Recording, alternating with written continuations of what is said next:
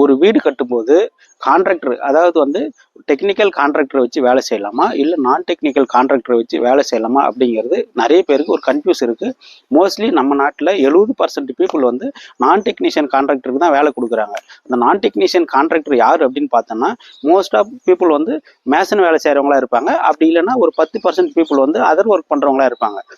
அதாவது ஒரு டெக்னிக்கல் கான்ட்ராக்டருக்கும் நான் டெக்னிக்கல் கான்ட்ராக்டருக்கும் இருக்கிற வித்தியாசத்தை ஒரு சிம்பிளாக ஒரு சின்ன ஸ்டோரி மூலமாக சொல்கிறேன்.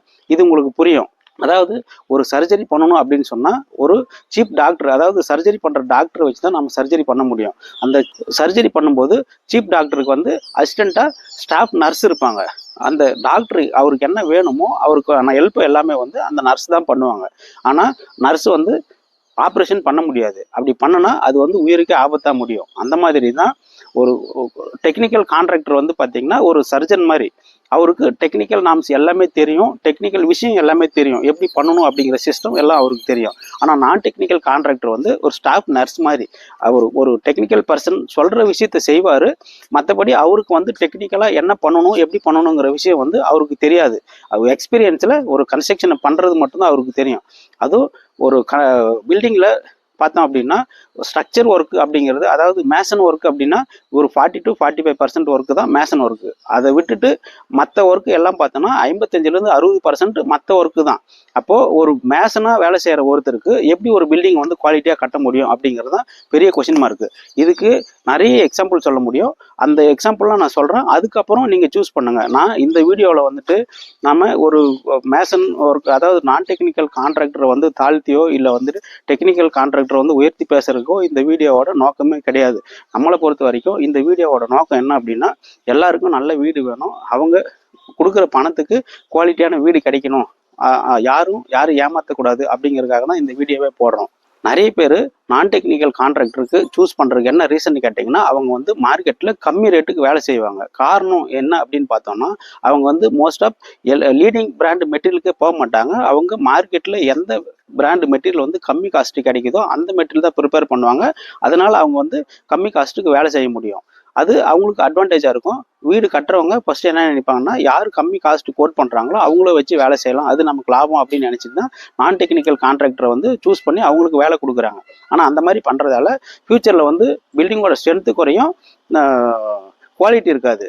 அதே மாதிரி நான் டெக்னிக்கல் கான்ட்ராக்டருக்கு டெக்னிக்கல் அவேர்னஸ் இருக்காது. அவங்க ஒரு விஷயத்த சொன்னால் புரிஞ்சுக்குவாங்களே தவிர அவங்களுக்கா சொந்தமாக இந்த விஷயத்தை இப்படி பண்ணணும், அதாவது வந்து இப்போ ஒரு ஸ்ட்ரக்சரல் டிராயிங் வந்து எப்படி புரிஞ்சிக்கணும், அது ஒரு சம்டைம் வந்து ஒரு டிராயிங்கில் ஏதாவது மிஸ்டேக் இருக்குது அப்படின்னாலும் அது அவேர்னஸ் இருக்காது, அது அவங்களுக்கு புரிஞ்சிக்க தெரியாது. அதனால் அதில் என்ன இருக்கோ அப்படியே செஞ்சிருவாங்க. ஆனால் டெக்னிக்கல் பர்சன் அப்படி செய்ய மாட்டாங்க. அதே மாதிரி எப்போவுமே ஒரு விஷயம் தெரிஞ்சு யாரும் தவறு பண்ண மாட்டாங்க. தெரியாத போது அது செய்கிறது சரியா தவறா அப்படின்னு தெரியாமல் செய்கிறது சகஜம். இது வாழ்க்கையில் நடைமுறை யதார்த்தம். அதுதான்.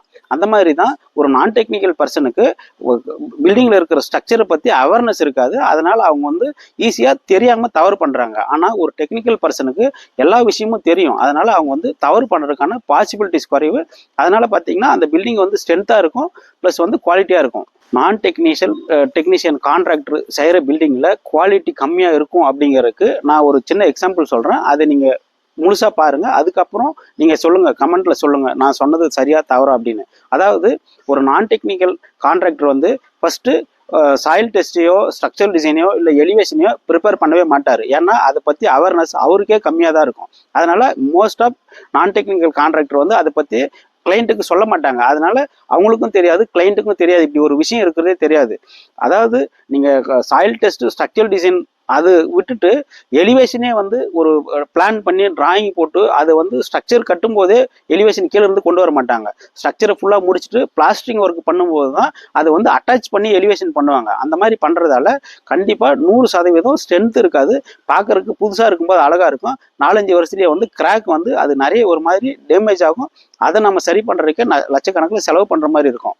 ஒரு டெக்னிக்கல் கான்ட்ராக்டருக்கு டெக்னிக்கல் விஷயம் எல்லாமே தெரியும். அதனால அவர் டிராயிங் ஸ்டடி பண்ணுறதுலேருந்து இந்த சாயில் டெஸ்ட் பண்ணுறது, ஸ்ட்ரக்சரல் டீட்டெயில் எல்லாமே அவர் ஸ்டடி பண்ணிக்குவார், எல்லாமே அவருக்கு தெரியும். அதனால மோஸ்ட்லி அவங்க தவறு பண்ணுறதுக்கான பாசிபிலிட்டிஸ் குறைவு. ஏன்னா ஏதாவது தவறு நடந்தால் அதுக்கு ஃபுல் ரெஸ்பான்சிபிலிட்டி அந்த கான்ட்ராக்டர் தான், அதாவது டெக்னிக்கல் கான்ட்ராக்டர். அதனால அவங்க வந்து மோஸ்ட்லி தவறு பண்ணுறதுக்கான சான்ஸ் ரொம்ப குறைவாக இருக்கும். அதனால பில்டிங் வந்து ஸ்ட்ரென்த்தாக இருக்கும். அதாவது நான் என்ன சொல்கிறேன்னா, வீடு கட்டுறவங்க வந்து ஒரு கிளைண்ட்டு தான்.